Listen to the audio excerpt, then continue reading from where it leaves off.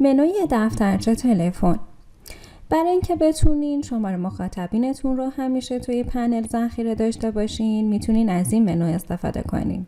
برای این منظور میتونین از منوی دفترچه تلفن مدیریت گروه رو انتخاب بکنید و با کلیک کردن روی آیکون به اضافه گروه جدید ایجاد بکنید.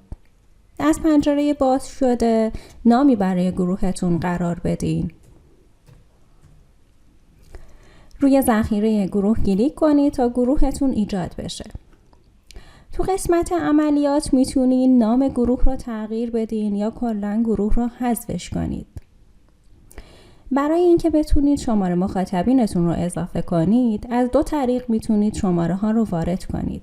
گزینه افزودن مخاطب یا افزودن مخاطب در اکسل که هم در کادر عملیات وجود داره و هم در زیر منوی دفترچه تلفن. افزودن مخاطب زمانیه که شماره ها رو باید به صورت دستی وارد کنید. کافیه فقط گروه مورد نظرتون رو انتخاب بکنید و شماره ها رو تو کادر شماره وارد کنید.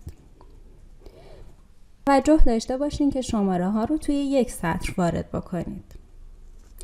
اگر احتمال میدید توی شماره مخاطبینتون شماره تکراری وجود داره، حتما این گزینه رو فعالش کنید. در نهایت روی واردسازی دفترچه تلفن کلیک کنید تا شماره ها تو دفترچه‌تون ثبت بشه. روش دیگه استفاده از واردسازی از طریق فایل اکسل که با این روش شما میتونید شماره مخاطبینتون رو که توی فایل اکسل ذخیره دارید بارگذاری کنید. توجه داشته باشید که فایلی که بارگذاری میکنید حتما با فایل نمونه همخوانی داشته باشه و شماره ها هم حتما به صورت لاتین تایپ شده باشه. گروه مورد نظرتون رو باید انتخاب بکنید. روی دکمه بروز کلیک کنید و فایلتون رو انتخاب بکنید.